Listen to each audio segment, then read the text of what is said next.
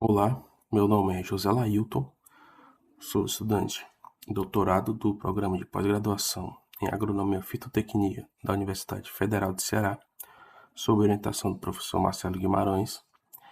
Irei apresentar esta aula referente ao uso de micro-organismos para a produtividade de hortaliças, referente à disciplina de olericultura do curso de agronomia.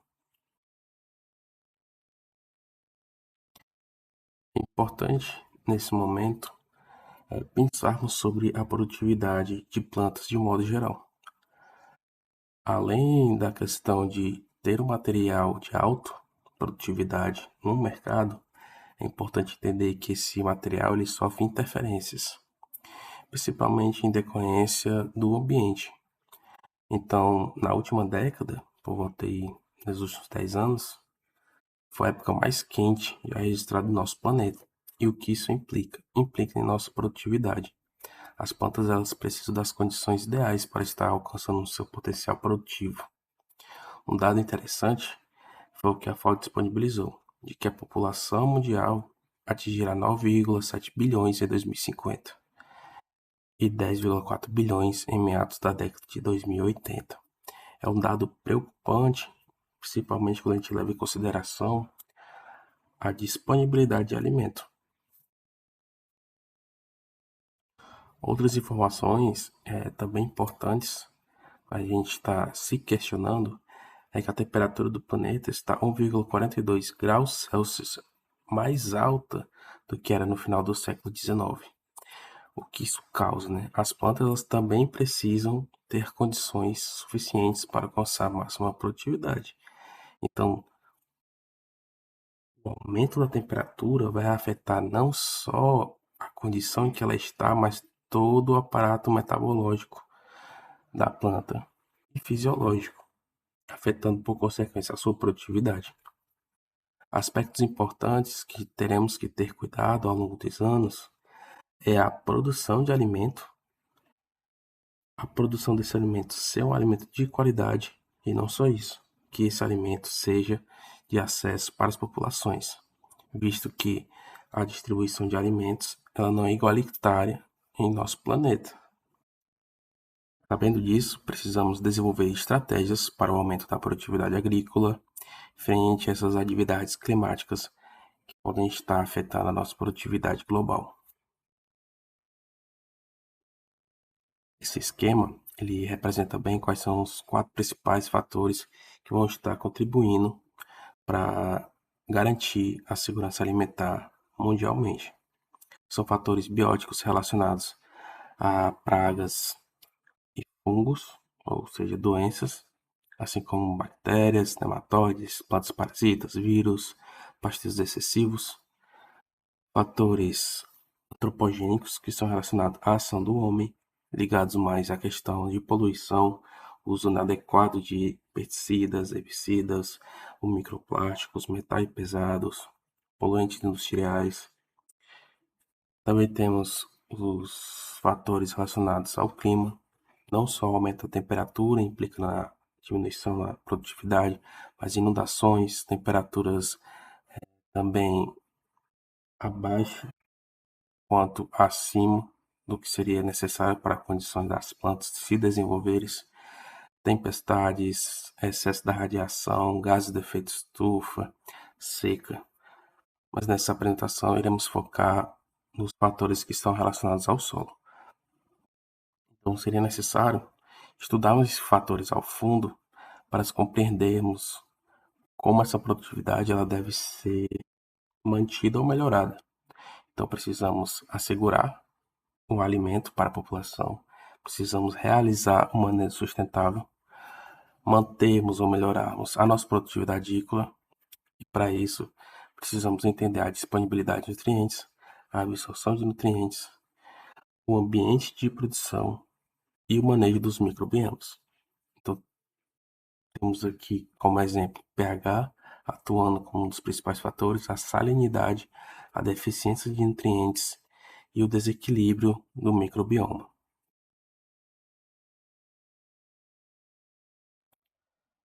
Quando a gente passa a analisar o cenário brasileiro, a gente consegue evidenciar aspectos importantes ao longo da história.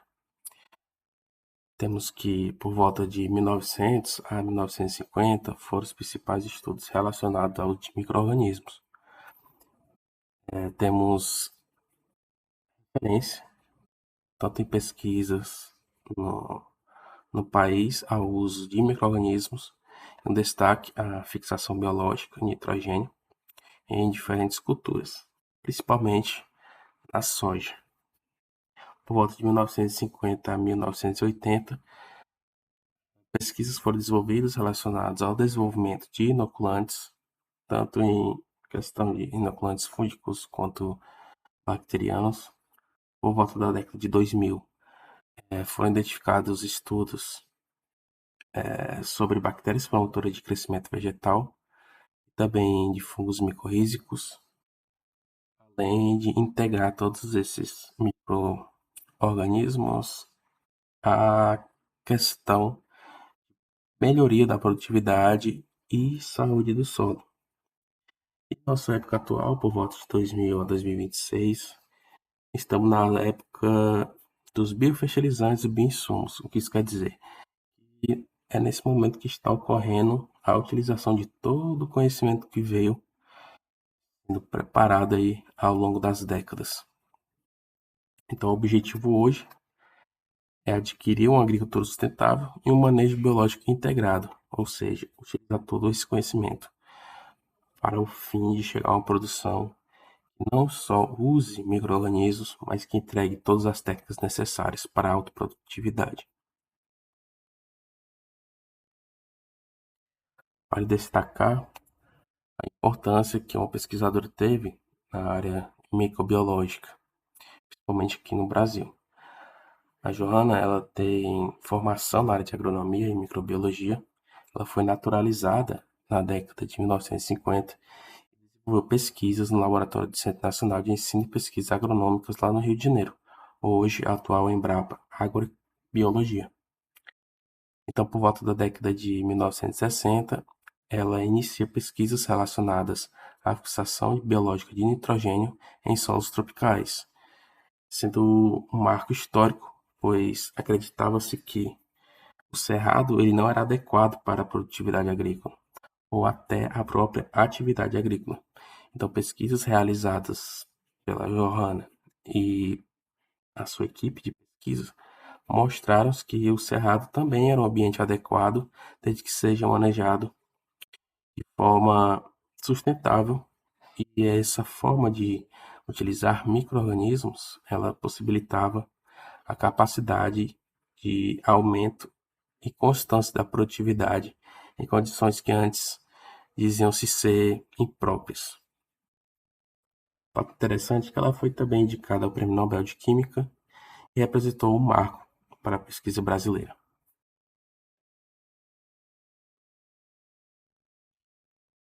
Aqui temos outro esquema que relaciona a segurança alimentar com outros fatores que estão principalmente focados em manejo, aquisição de um material adequado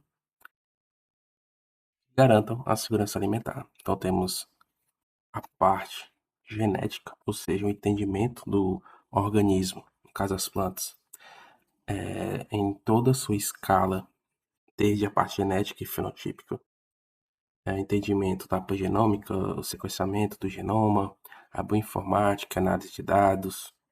Também temos a parte de biotecnologia, a edição gênica, a cultura de tecidos, a identificação de genes de tolerância, seleção de marcadores.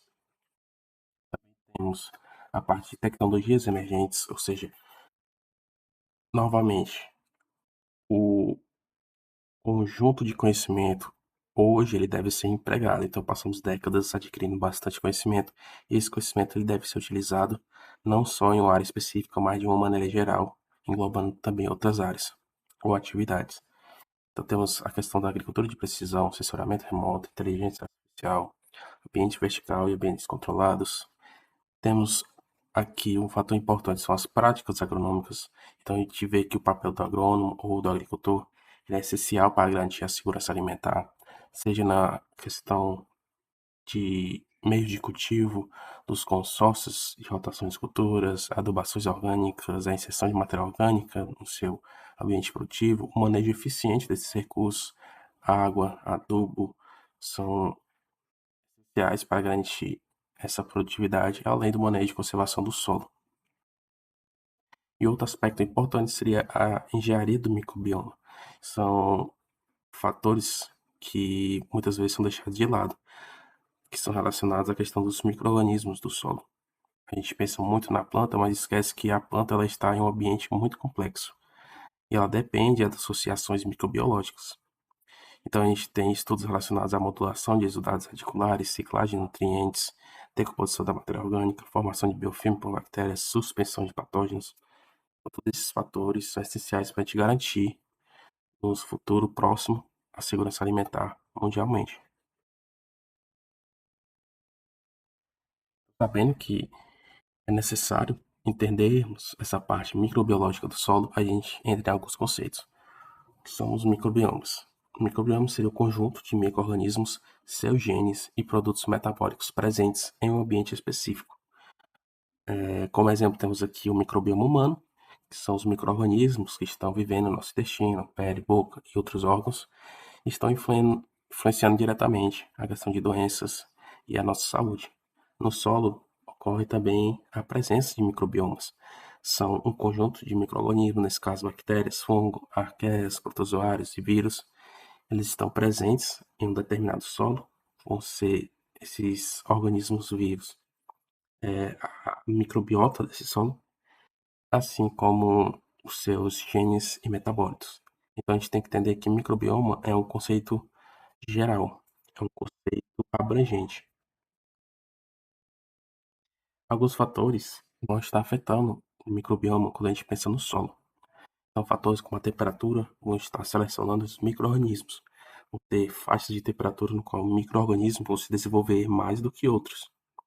A disponibilidade de água é essencial, pois se trata de micro-organismos vivos. Então, toda a questão de gases e água são essenciais para realizar as trocas gasosas relacionadas à respiração desses micro-organismos. pH. Existem faixas de pH que vão favorecer ou não alguns certos tipos de micro-organismos. O oxigênio, novamente relacionado à respiração desses micro-organismos no solo, não é por estar nos solos que eles precisam de menos oxigênio, mas eles precisam de estar realizando sua atividade metabólica. Além dos nutrientes, eles tanto precisam de água, eles precisam de oxigênio e também precisam se alimentar. Eles se alimentam também de nutrientes. E um fator importante seria a matéria orgânica. Então, ela fornece a energia e o substrato necessário para o crescimento ou a mantença dessa comunidade microbiana. Então, é importante entendermos que a partir de agora estaremos nos aprofundando no que seria a microbiologia do solo e a questão dos microbiomas. A gente pode citar 5 principais funções quando a gente fala de microbioma do solo. A decomposição da matéria orgânica. Qual essa matéria orgânica? Novamente, ela será utilizada como substrato e energia para esses micro-organismos, pois a maioria dos nutrientes que podem estar sendo encontrados de forma em decorrência da presença na matéria orgânica. Temos a questão de ciclagem de nutrientes. Esses nutrientes podem estar imóveis ou adsorvidos em do solo, como em minerais, e por meio dos micro-organismos, dessa microbiota, esses nutrientes eles passam a estar em formas mais disponíveis para a planta. E não só para a planta, também para os próprios micro-organismos. Também atuando na estrutura do solo. Então, a ação de micro-organismos é um dos fatores que vão estar modulando essa estrutura do solo. A presença de micro-organismos ela é essencial na formação de agregados, principalmente quando a gente fala de dados radiculares e presença de filmes a bactérias, por exemplo. Também temos a questão da proteção contra patógenos no solo, como a gente tem que entender, ele é um ambiente amplamente complexo. Então, existem micro-organismos que vão ser benéficos para as plantas e outros que não serão tão benéficos para as plantas, assim como há micro-organismos no solo que vão ser benéficos para nós humanos e outros nem tanto. A fixação biológica de nitrogênio é uma das principais funções que estão relacionadas aí à atividade agrícola, juntamente com a disponibilidade e a ciclagem de nutrientes. Então, a gente consegue ver que os micro-organismos estão atuando nos principais processos que estão relacionados à disponibilidade de nutrientes para as plantas. Então, deixar o micro-organismo de lado é deixar de entender um pouco mais sobre a nossa produtividade agrícola.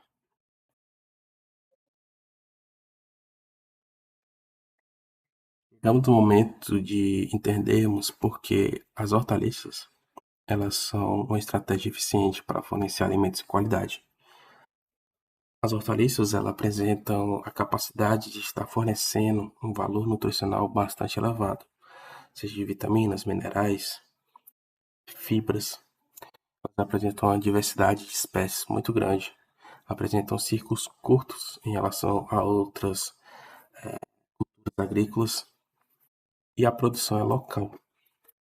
Ou seja, o acesso à produção de hortaliças ele é bem democrático, uma vez que a gente consegue cultivar em pequenas áreas até em quintais e hortas comunitárias. Compreendendo, né, que o fornecimento de alimentos de qualidade ele pode ser suprido pelo cultivo de hortaliças, tanto para populações urbanas quanto para populações rurais. Além disso, muitas pesquisas são desenvolvidas relacionadas à nutrição de hortaliças, à melhoria da qualidade do material, assim como o uso de micro-organismos.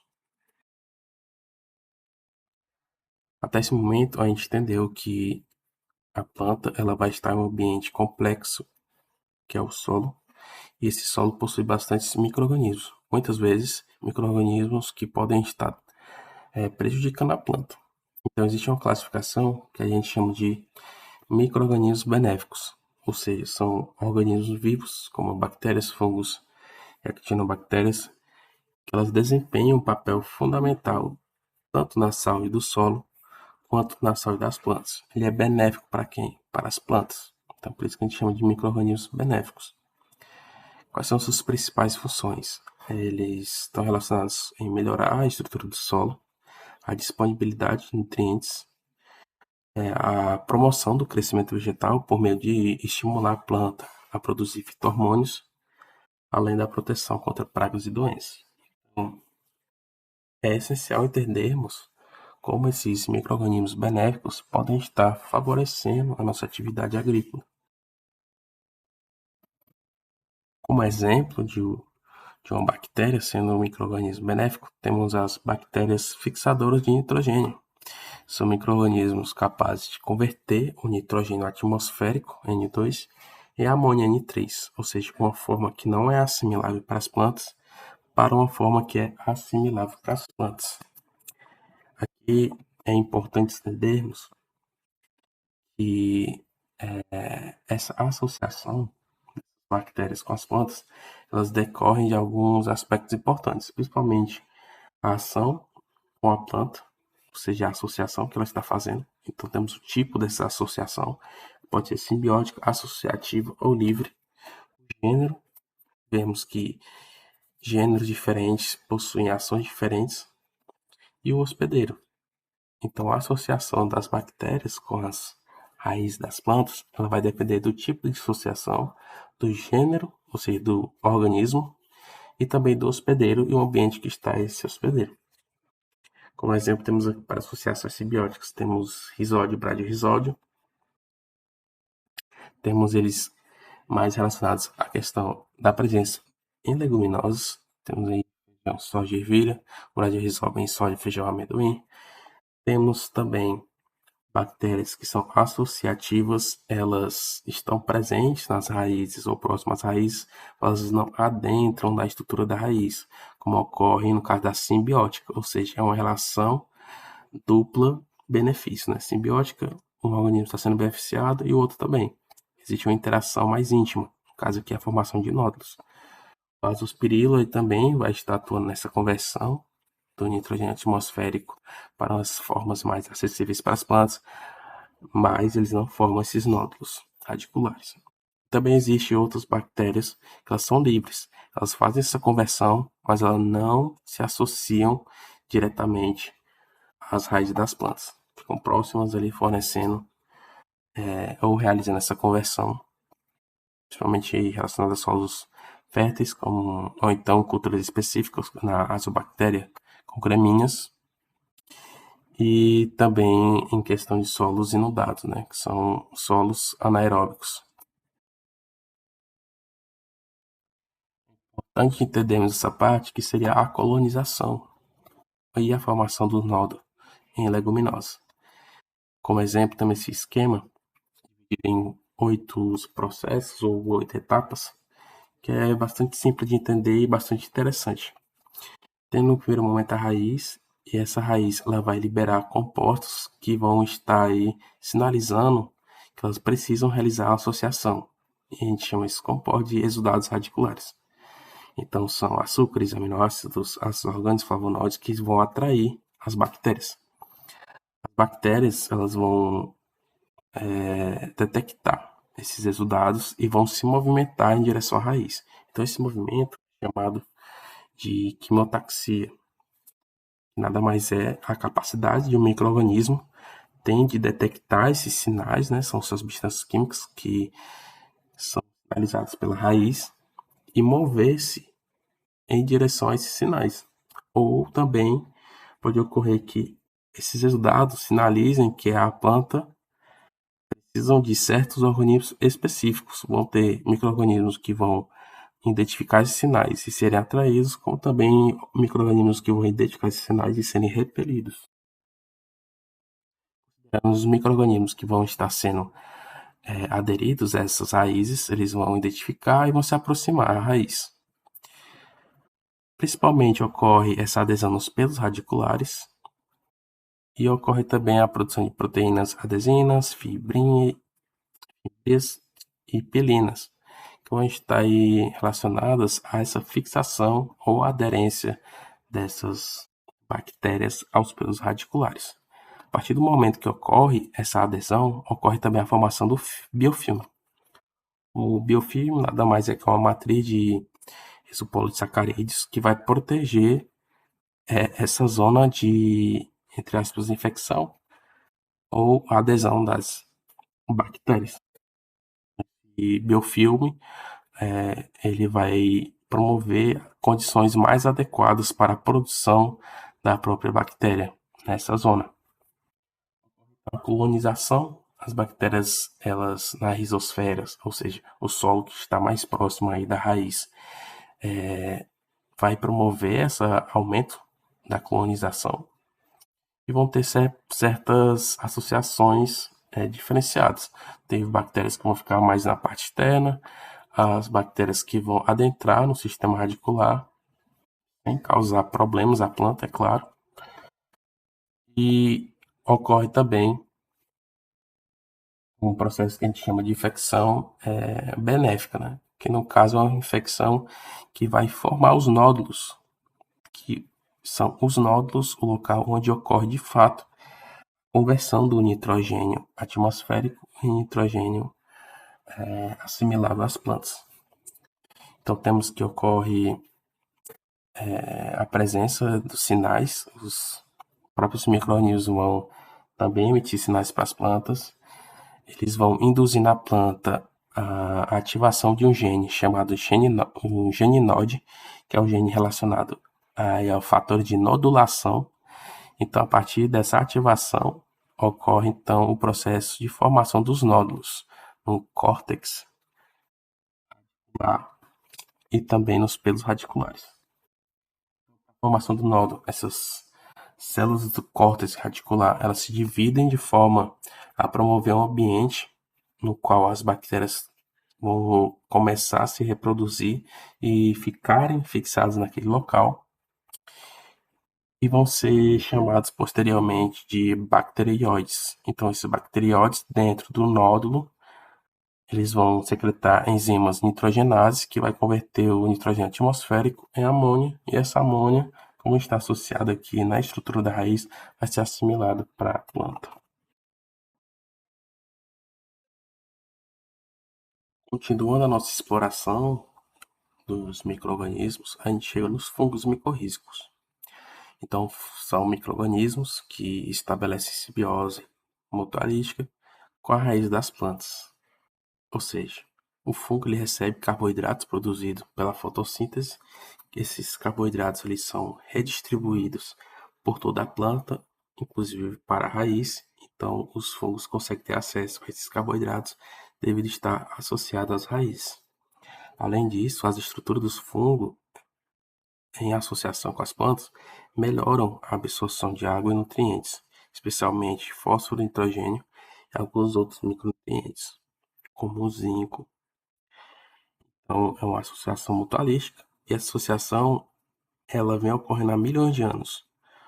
O motivo pelas plantas estarem em ambiente terrestre foi devido a associações com fungos micorrízicos. Então, é uma associação evolutiva. Então, a gente pode entender que quando a gente fala do aumento da capacidade da planta estar em ambientes menos favorecidos para sua alta produtividade ou alcançar melhores resultados de produtividade, é entender um pouco mais sobre esse tipo de associação fungo-planta, pois ela não só tem um caráter de produtividade, mas também tem um caráter ecológico. Então, dependendo como ocorre a colonização dentro do córtex radicular, a gente pode classificar esses fungos micorrízicos em fungos ectomicorrízicos, fungos ectoendomicorrízicos e fungos endomicorrízicos. Ecto, né? Aqui ecto é externo, então é intercelular. Esse esquema é um córtex dividido nas três partes para a gente ter um entendimento sobre o que seriam isso. São ectomicorriza aqueles fungos micorrízicos que vão estar formando um manto ao redor da raiz.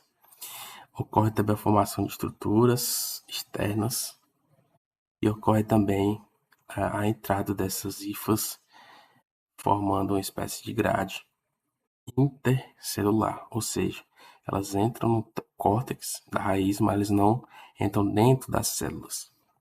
Já ectoendomicorrízicas são alguns micro-organismos ou fungos que vão estar adentrando também ao sistema tanto intracelular, ou seja, dentro da célula, como intercelular.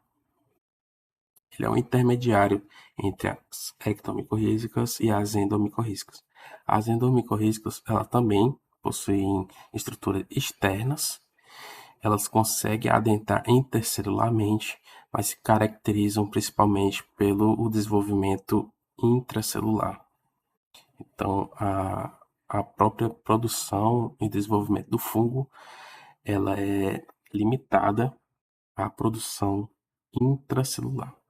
Ela precisa ter uma condição dentro da célula. A infecção dela tem que ser dentro da célula. Ela também adentrar no córtex por meio entre as células, ela precisa se desenvolver dentro da célula. Então a gente tem alguns exemplares desses fungos, tem questão basidicomicota e ascomicota, como ectomicorrizas, ectoendomicorrizas. Temos também aqui alguns abortoides, a família Ericácea, mas principalmente aqui as famílias orquidiáceas, ordem Ericales, Gloromicotas, aqui a micorrizas arbusculares, né? Arbusculares porque elas estão desenvolvendo estruturas semelhantes a arbúsculos dentro das células. Para melhorar o entendimento, a gente tem aqui as ectomicorrizas, tem a formação do manto por meio de estruturas. Esse manto é o que pode ser visível como uma espécie de raízes, elas geralmente são mais finas e mais esbranquiçadas em relação às raízes. A gente tem a formação da raiz de Harting, que seria essa invasão entre as células e permanência, formando uma estrutura interna que vai favorecer a permanência dessas ectomicorrizas. E como característica dos endomicorrízicos, temos a formação de esporos externamente, dependendo do desenvolvimento interno, formação de vesículas e arbúsculos, que são as estruturas pelas quais o fungo vai ter o acesso aqui aos nutrientes. A água vai levar até os arbustos levam para a célula e assim a planta tem acesso aos nutrientes. Sabendo disso, a gente consegue nomear quais são os principais micro-organismos que são utilizados na agricultura atualmente. Temos rizófilos para fixação de leguminosas, temos tricodermas são utilizados para o controle biológico de fungos, são fungos que vão estar competindo com outros fungos. Então, o tricoderma acaba impedindo a proliferação ou desenvolvimento de fungos que podem ser patogênicos ou fitopatogênicos às raízes das plantas. Também temos a azosprio, que está relacionado ao crescimento radicular e fixação de nitrogênio, principalmente em gramíneas. Também temos bacilos subtilis para a indução de resistência sistêmica de fungos micorrízicos, que vão melhorar a absorção de água e nutrientes, além de garantir resistência a certos tipos de estresse. E exemplos, né? O manto, a gente pode ver que parecem com raízes, mas não são, são estruturas fúngicas. Então, chegamos ao ponto de entendermos um pouco mais a fundo como ocorre essa disponibilização e onde ocorre essa disponibilização de nutrientes. Então, a gente entendeu até agora que o solo ele é complexo, ele é um ecossistema vivo, ou seja, vão ter tanto interações físicas, biológicas e bioquímicas ocorrendo naquele solo. Os ecossistemas, eles são complexos, ou seja, por ser um complexo e dinâmico, ele sofre alterações. Então, a ação que a gente vai estar tratando esse solo, a maneira como a gente vai estar tratando o solo, vai influenciar nesse ecossistema, ou seja, na nossa microbiota, que pode favorecer ou desfavorecer a nossa produtividade. Como exemplo, a gente tem que entender o seguinte, que existe um termo que se chama rizosfera. Ele compreende o que seria a região do solo que fica intimamente ao redor das raízes. Como exemplos aqui temos a raiz e temos uma pequena de 2 a 3 milímetros, até menos 1 milímetro, no qual vai ocorrer toda a ação de micro-organismos, planta e nutrientes quando se trata de absorção. E é uma interação intensa. Então, para você ter uma ideia, temos um altíssimo volume de solo, mas a maior interação vai ocorrer nessa zona de rizosfera, porque aí é onde vão ter os resultados radiculares, é onde as plantas vão estar sinalizando que para as bactérias e fungos que elas precisam de uma associação, por meio dessa pequena zona que os micro-organismos vão estar colonizando as raízes.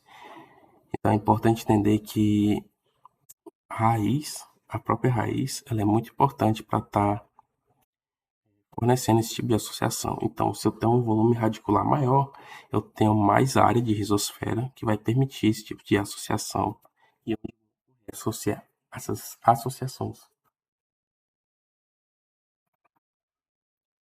Então, a ação do microbioma ele promove não só a absorção, o transporte, como também a aquisição de nutrientes do solo. Aqui tem um exemplo desse esquema, que é a solubilização, né? A gente pode encontrar exemplares tanto a solubilização de fósforo como de potássio, como também de outros nutrientes, tanto para formas que estão imóveis ou mobilizadas na matéria orgânica, quanto também aderidas aos minerais do solo. Então, os micro-organismos vão estar atuando para tornar esses elementos que antes estavam pouco disponíveis ou não disponíveis em nutrientes acessíveis ao sistema radicular da planta. Ele também pode estar atuando no transporte. Bactérias elas podem estar formando filmes que vão prolongar, assim como fungos, ramificações fúngicas ou estruturas fúngicas que vão aumentar a área de encontro do transporte desses elementos, assim como a aquisição, né? Então, as estruturas tanto vão facilitar a movimentação quanto também a aquisição desses elementos próximos à zona radicular das plantas.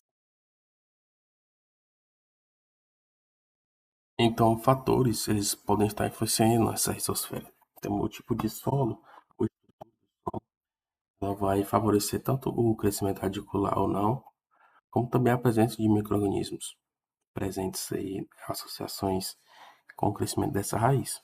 A morfologia da raiz ela tende a apresentar diferenças, porque uma raiz fasciculada ela consegue explorar um maior volume de solo em decorrimento de uma raiz axial, mas isso não significa que micro-organismos vão estar mais presentes ou não em uma raiz que tem um sistema mais pivotante em comparação ao que não tem.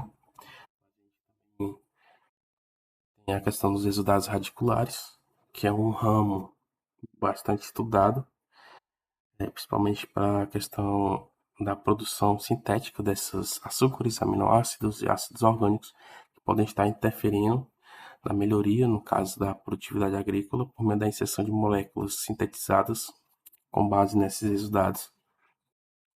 Fatores que podem interferir nessa regulação da rizosfera, fatores abióticos, como a umidade e a temperatura. Então, devido às condições ambientais no qual encontra esse solo, essa atividade microbiológica ela pode ser reduzida e ela pode também ser limitada, porque falando de um ambiente vivo. Então, dependendo da condição que ele está, ele pode acabar diminuindo a população ou aumentando a população dessa rizosfera. Chegamos no ponto de pesquisas que estão sendo realizadas utilizando as hortaliças e todo esse conhecimento que foi adquirido sobre fungos e outros micro-organismos do solo. A gente tem como exemplos da batata, né? Então, existem muitos trabalhos que utilizam não só fungos, mas também bactérias em ação conjunta para ver o impacto, né, desses organismos na produtividade. Também temos trabalhos que são realizados com pimentão, quando a gente fala de bactérias e fungos voltados para resistência e seca. Também a questão da presença de metais pesados em áreas de cultivo. Também a alface, utilizando fungos micorrízicos arbusculares e azospirilo para a melhoria da qualidade da alface. Os micorrízicos para aumentar a absorção de nutrientes e resistência à salinidade. Então a gente pode ver que não se limita a um tipo de hortaliça, né? A gente consegue ver hortaliças frutos, tuberosas, a gente consegue ver hortaliças folhosas. Então existe bastante pesquisas relacionadas ao uso desses micro-organismos para a produtividade de hortaliças. Também temos estudos com tomate, utilizando um consórcio de bactérias e micorrizas. Resultados mostram que ocorre um alto aumento da produtividade e também da melhoria da resistência a pragas e doenças. Muitos estudos relacionados à batata, principalmente com inoculação, que mostram que a batata ela acaba adquirindo maior resistência e ocorre uma melhoria na qualidade dos tubérculos. E é um pouco interessante quando se pensa que o fungo ele vai estar colonizando, né, invadindo o sistema radicular. Muitas vezes a gente pensa que o primeiro pensamento é uma coisa ruim, na verdade. O fungo está invadindo o sistema radicular, então está causando um impacto na qualidade negativa. Na verdade, não. A gente mostra que resultados encontrados é que acabam melhorando a qualidade desses tubérculos, raízes ou caules que vão estar sendo desenvolvidos dentro do solo. Temos a cenoura, também a aplicação de fungos micorrízicos que estão melhorando aí, a questão do maior rendimento, ou seja, o desenvolvimento de volume da raiz. Sabendo disso, que existem estudos voltados para hortaliças, a gente tem os principais fatores que vão estar interferindo nessa associação com os micro-organismos. Então, dependendo da espécie da hortaliça, a gente consegue ter algum tipo de associação ou não. Então, cada planta ela possui características fisiológicas, morfológicas, bioquímicas, que vão gerar uma rizosfera diferente da outra espécie. Então, os exudados de uma espécie é diferente dos exudados que estão em outra espécie. Assim como os exudados eles podem estar atraindo ou repelindo os micro-organismos. Então, a exudação radicular ou risodeposição vai estar aí contribuindo com esse tipo de associação. Compostos complexos exudados radiculares e são nada mais, nada menos que açúcares, aminoácidos, ácidos orgânicos, flavonoides, compostos fenólicos. É por meio da identificação dessas moléculas que a gente consegue estar validando ou verificando se a associação com os micro-organismos está ocorrendo. Então, maiores teores dessas moléculas no solo, a gente consegue presumir que está ocorrendo uma maior interação entre os micro-organismos e as raízes das plantas. A interação pode tanto ser positiva, se associando às raízes, ou pode ser negativo, expelindo alguns micro-organismos aí. Então, quer dizer, né? Quer dizer que cada espécie ela vai acabar selecionando comunidades microbianas específicas. Então, vai ter uma comunidade microbiana que, por exemplo, na alface, um pouco ou muito diferente em relação à atividade de micro-organismos aqui nas comunidades que estão associadas à beterraba. Então, é importante entendermos isso, que as próprias plantas selecionam quem vai estar associado com elas. Não é porque elas vão estar em um mesmo ambiente que os mesmos micro-organismos vão estar associados a elas.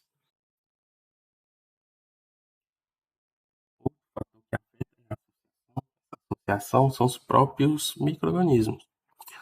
Os micro-organismos ele têm vários níveis de eficiência e compatibilidade com as raízes das plantas. Então, a própria planta seleciona os micro-organismos e os próprios micro-organismos selecionam as plantas. Então, um micro-organismo ele pode estar se associando à planta, mas também ele pode estar associando a outro tipo de planta. Ou em outra situação, um micro-organismo ele só se associa a um tipo específico de planta. Vai depender muito dos resultados radiculares. Então, quando a gente leva para o lado de evolução, vão ter micro-organismos que evoluíram com certos tipos de plantas e não com outros. Então, eles podem não estar se associando a algum tipo de plantas.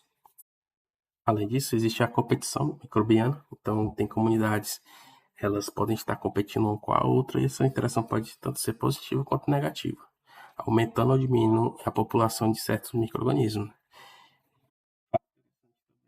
O tomate, a alface, a cenoura, não só eles, mas as cultivares comerciais que encontramos hoje, elas foram desenvolvidas com base para a alta produtividade, a resistência a pragas e doenças, mas não foram levadas em consideração.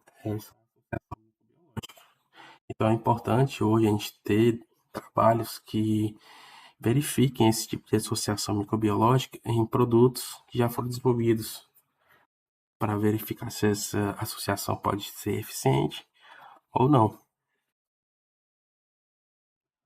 Outro fator é a compatibilidade genética. Então, dependendo dos genes que se encontra num organismo, ele vai favorecer ou não a, a associação com as plantas. Então, a carga genética ela atua na capacidade dessa associação. Então, com o avanço dos estudos relacionados à genética que hoje possuímos, a gente entende que um micro-organismo ele deve ser analisado em decorrência da sua população. Por isso que a gente tem a pangenômica. A pangenômica ela analisa o sequenciamento do DNA de uma espécie não base apenas em um organismo, mas sim em vários, e verifica quais são os genes que estão aí comuns entre todos eles, mas também os genes que estão presentes em alguns indivíduos, mas não estão em outros.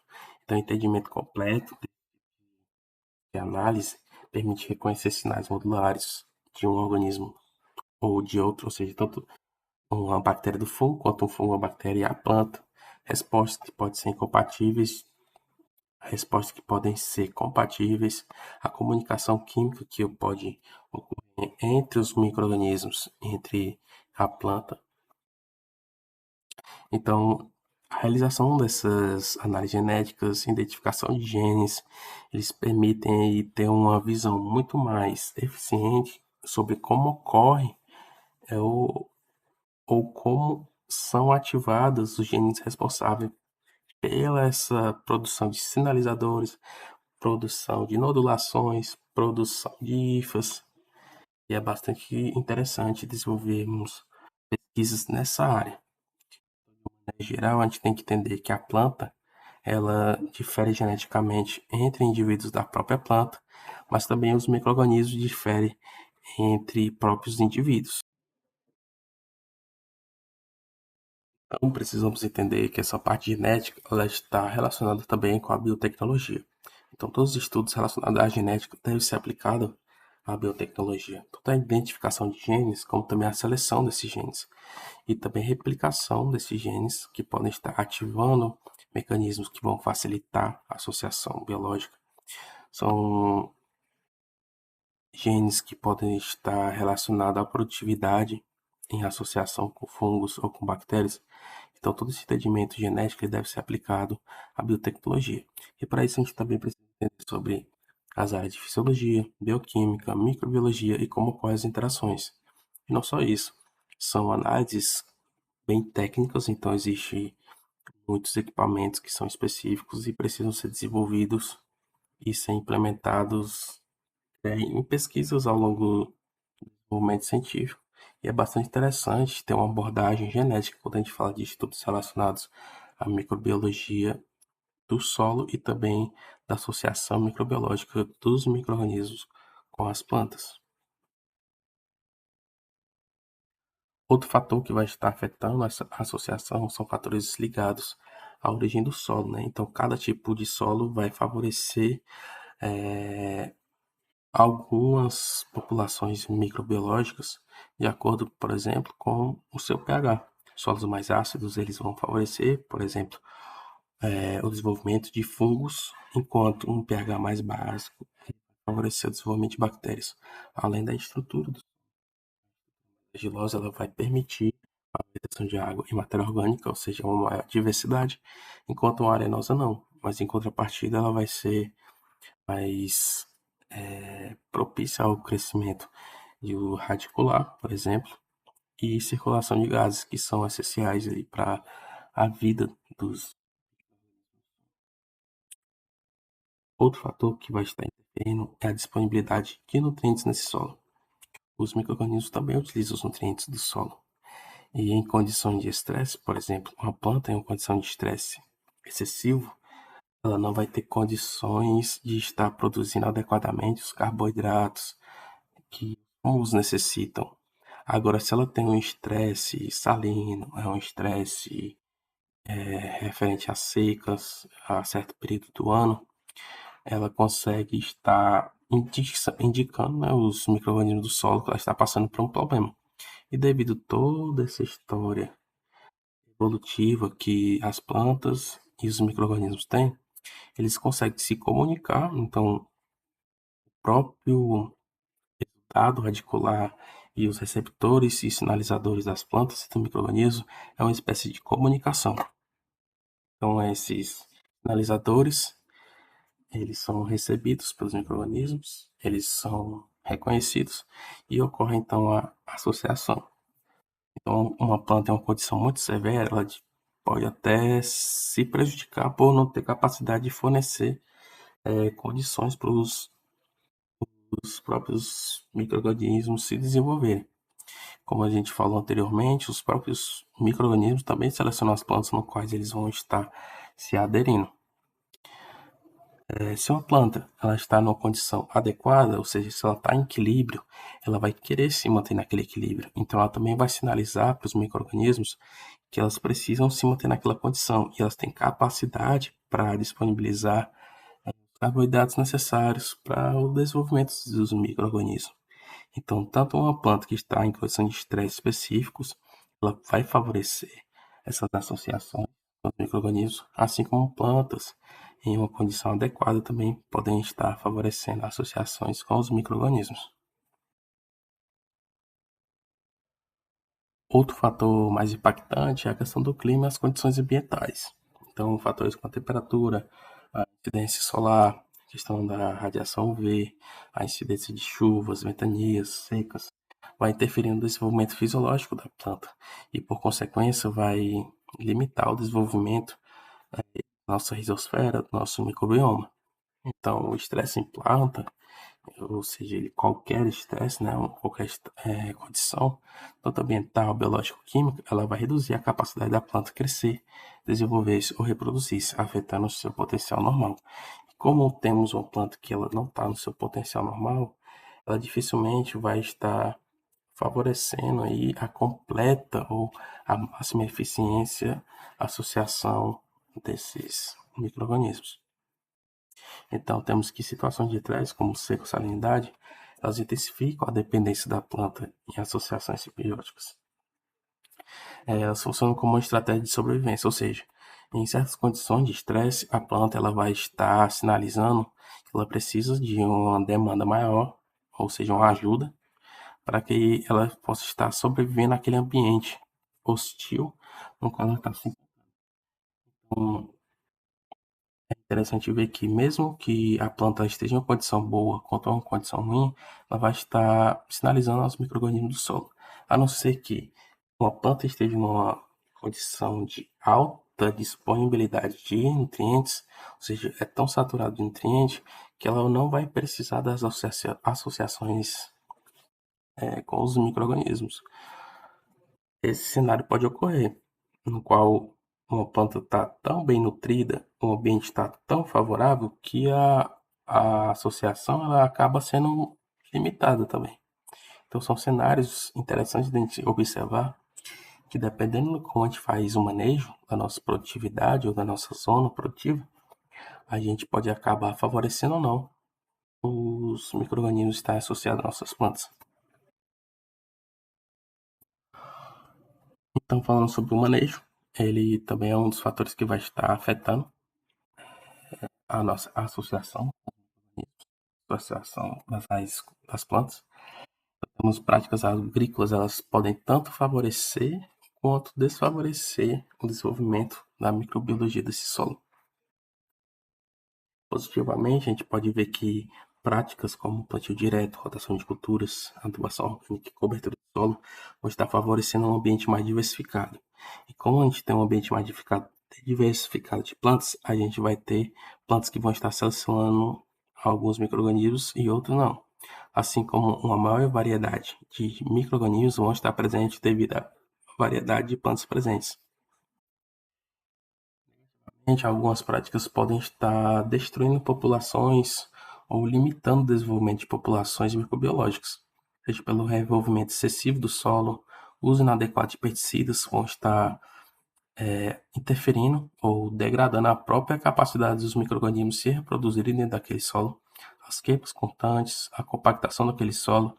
Então, é importante a gente entender que a ação antrópica ela vai ter um impacto. Esse impacto pode ser positivo, pode ser negativo. O impacto também ele pode ser muito grande ou pode ser um pouco menor. Então, a capacidade de estar atuando no campo também depende da capacidade de quem está atuando no campo.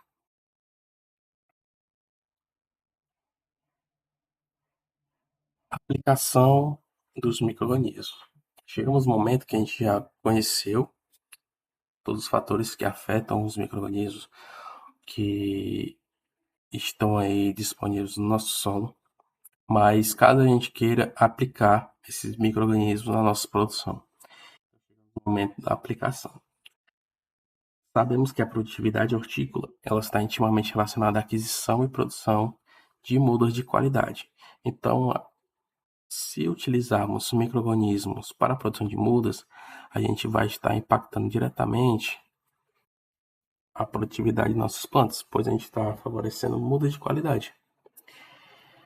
Essa aplicação de micro-organismo eles pode ocorrer de três principais formas, que é via semente, via substrato e via foliar.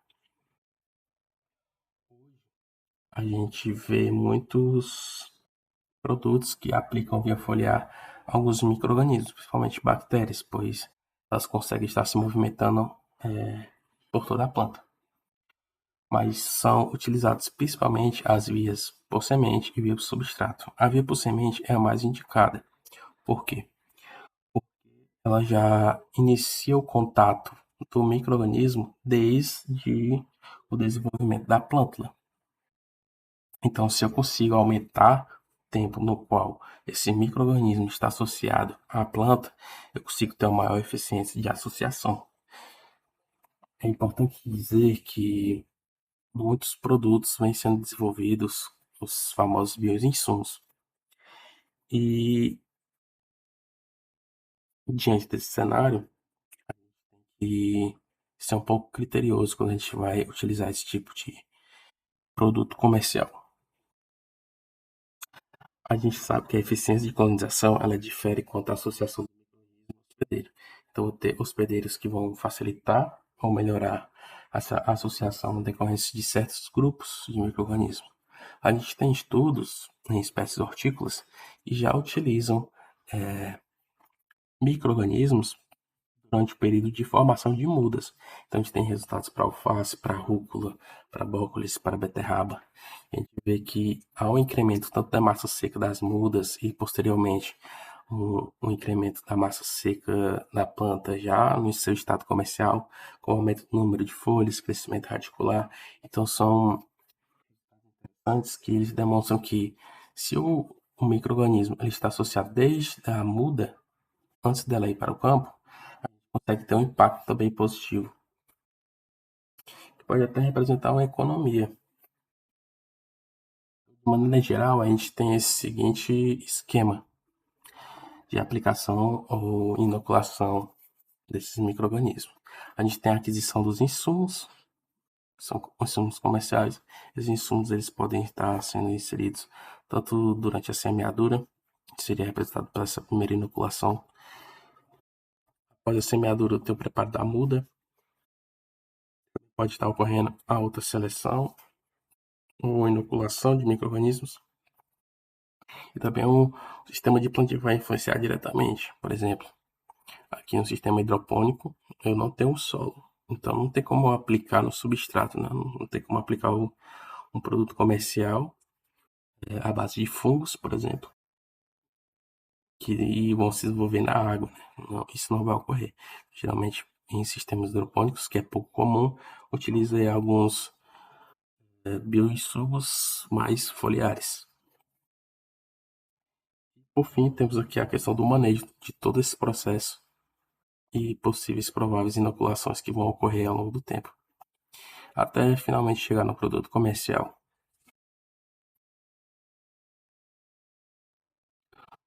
Outro sistema de produção a gente chama de on-farm. O que isso quer dizer? São sistemas de produção no qual um produtor, ele, ao invés de estar sempre comprando produtos microbiológicos, ele produzir esses produtos microbiológicos.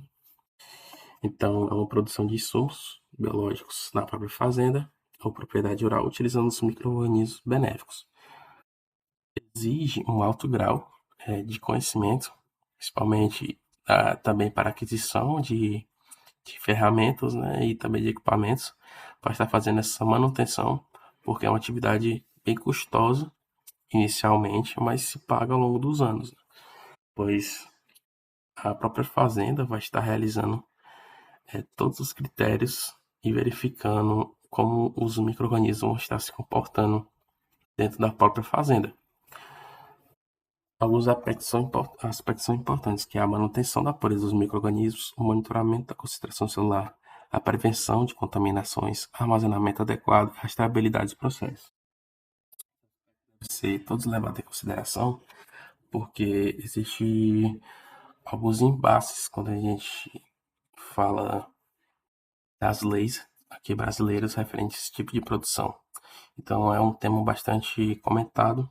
A gente ainda vai falar muito sobre on-farm nos próximos anos, mas a tendência é que o mercado ele acabe acostumando, né, e os produtores eles acabem aderindo a esse tipo de produção, principalmente porque você faz a própria verificação dos produtos comerciais e mantém esse produto dentro da própria fazenda.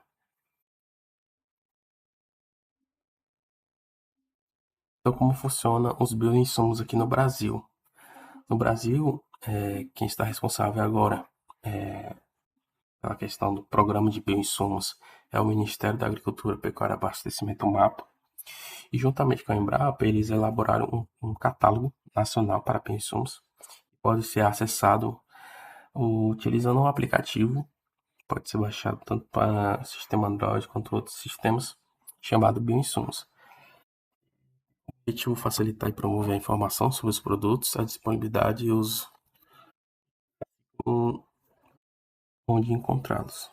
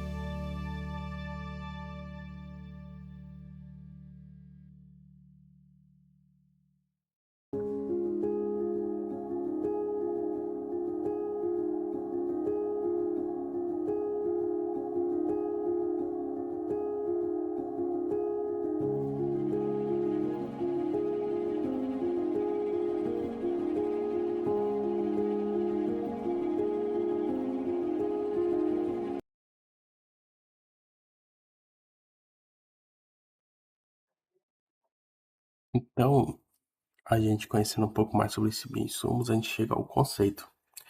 Então, o bioinsumos é um conceito que existe no Brasil.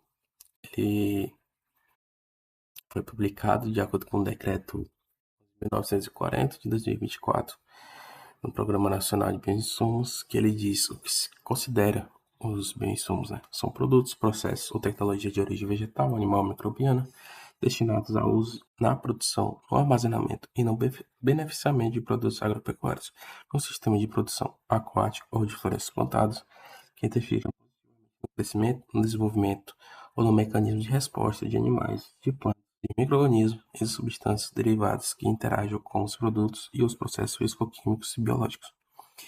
Então, você olhando, você já vê que é um conceito bastante amplo, né? Então, ele entende tanto os processos, quanto os produtos, quanto as tecnologias envolvidas, que vão estar relacionados tanto à produção vegetal, produção animal, quanto também após colheita.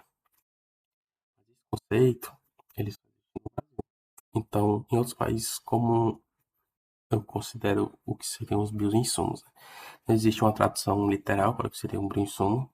Então, por exemplo, nos Estados Unidos, existe a EPA, é uma agência que vai estar regulando os biopesticidas,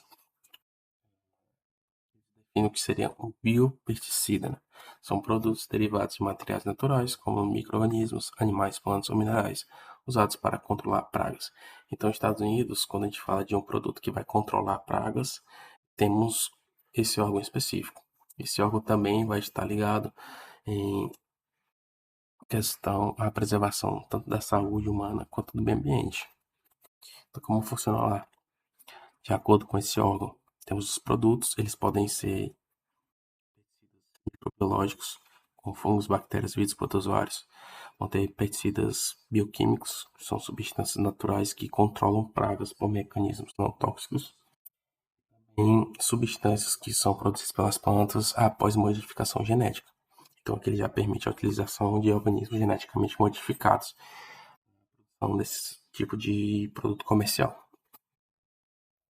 Outro órgão do próprio Estados Unidos é o Departamento de Agricultura. Então, agora ele trata de biofertilizantes e também de condicionador de solos. Então, que seriam esses biofertilizantes condicionadores de solos? Devem seguir primeiramente as normas da agricultura orgânica. Então, considera-se que são produtos que melhoram a fertilidade e saúde do solo por meio de micro-organismos ou compostos biológicos. São biológicos agriculturais. Agricultural biológicos. Então, são produtos biológicos voltados para a agricultura. É o que mais se aproxima do que seriam os bioinsumos. Então, como funciona segundo esse órgão do próprio país? Então, são dois órgãos diferentes com definições diferentes para produtos que estão aí relacionados ao que seriam bioinsumos no Brasil. Então, produtos eles podem estar condicionando características físicas, químicas ou biológicas do solo, tanto de origem da decomposição da matéria orgânica ou compostos biológicos e advindos de micro-organismos benéficos que vão estar seguindo todas as normas relacionadas à produção orgânica nacional. Então, existe um critério, que nesse caso é a produção orgânica, que no Brasil não necessariamente deve ser seguido, né? No Brasil não comento se eles devem seguir uma origem orgânica. Aqui temos também outro exemplo, que é a União Europeia. Ela regulamenta o uso de insumos biológicos derivados naturalmente na agricultura orgânica também. Então, ela segue critérios da agricultura orgânica para a produção desse tipo de produto comercial. Ela inclui produtos microbianos, biopesticidas, biofertilizantes, bioestimulantes, que devem cumprir os requisitos específicos da produção orgânica.